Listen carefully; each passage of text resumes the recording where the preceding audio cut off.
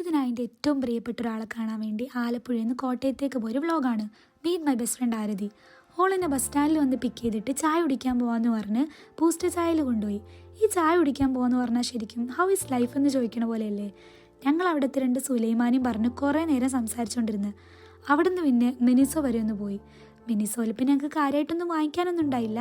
ചുമ്മാ എല്ലാം കറങ്ങി നടന്ന് കണ്ട് അരമണിക്കൂറായിട്ടും അവിടെ നിന്നൊന്നും എടുക്കാത്ത ഞങ്ങൾ അവിടുത്തെ ചേട്ടൻ നോക്കണ കണ്ടപ്പോൾ കൈ കിട്ടി 2 ഫേസ് മാസ്ക് കൊടുത്ത് ഞങ്ങൾ അവിടെ നിന്ന് ഇറങ്ങി. പിന്നെ ഞങ്ങൾ നേരെ പോയത് ഫുഡ് കഴിക്കാനാണ്. ക്ലാസ് കഴിഞ്ഞ് നേരെ ഇറങ്ങിയതായതുകൊണ്ട് നല്ല വിശപ്പുണ്ടായിരുന്നു. അവിടെയുള്ള ഫ്ലെയിമിംഗ് ഹോട്ട് ചിക്കനിൽ പോയിട്ട് നല്ല ലോഡ് ഓഫ് റൈസും കൊറിയൻ ചിക്കനും കഴിച്ച് പിന്നെ അവിടെ നിന്ന് ഇറങ്ങി DC ബുക്സ് വരെ ഒന്ന് പോയി. അവിടുത്തെ പുതിയ അറൈവൽസൊക്കെ നോക്കി വെച്ചിട്ട് പോന്ന്. ഇനിയൊന്ന് റെസ്റ്റ് എടുത്തിട്ടാവാൻ ബാക്കി കറക്കം തീരുമാനിച്ച് നമ്മൾ നേരെ ആരതിയുടെ ഹോസ്റ്റലിൽ പോയി. അവിടെ നിന്ന് നേരത്തെ മിനിസോന്ന് വാങ്ങിച്ച ഫേസ് പാക്ക് ട്രൈ ചെയ്യുന്ന ദൃശ്യങ്ങളാണ് നിങ്ങളിവിടെ കാണുന്നത്. 2 മണ്ടന്മാർ കൂടെ എങ്ങനെ ഇരിക്കും. ബ്രില്യൻ്റ് മുതൽ എൻ്റെ കൂടെ ഒരു ഒഴിയാബാധയാണ് ഈ സാധനം. ജീവിതം ഞങ്ങളെ 2 ദിക്കിൽ കൊണ്ടെത്തിച്ചെങ്കിലും ഞങ്ങൾക്കതൊന്നും ഒരു ദൂരമായിട്ട് ഇതുവരെ തോന്നിയിട്ടില്ല. 2 പേരുടെ ലൈഫിൽ നടക്കുന്ന കാര്യങ്ങളൊക്കെ നമ്മൾ അപ്പം തന്നെ വിളിച്ച് അപ്ഡേറ്റ് ചെയ്താലും പിന്നെയും കാണുമ്പോൾ സംസാരിക്കാൻ കണ്ടന്റിന് ക്ഷാമവും വരാറില്ല. അങ്ങനെ റോസ്റ്റിംഗ് സെക്ഷനൊക്കെ കഴിഞ്ഞ് ഒരു 11 മണിയായപ്പോൾ ഞങ്ങൾ വീണ്ടും ഹോസ്റ്റലിൽ ചാടി. നമ്മൾ നേരെ ബാംഗ്ലൂർ ജ്യൂസിലേക്ക് വിട്ട് അവിടെ നിന്ന് നല്ല സാൻഡ്വിച്ചൊക്കെ കഴിച്ച് പിന്നെ തൊട്ടടുത്തുള്ള ഹാങ് ഔട്ടിലേക്ക് പോയി. ഹാങ് ഔട്ട് ഒരു 2 AM വരെയൊക്കെയുള്ളൊരു ഹാങ്ങിങ് ഔട്ട് സ്പോട്ടാണ്.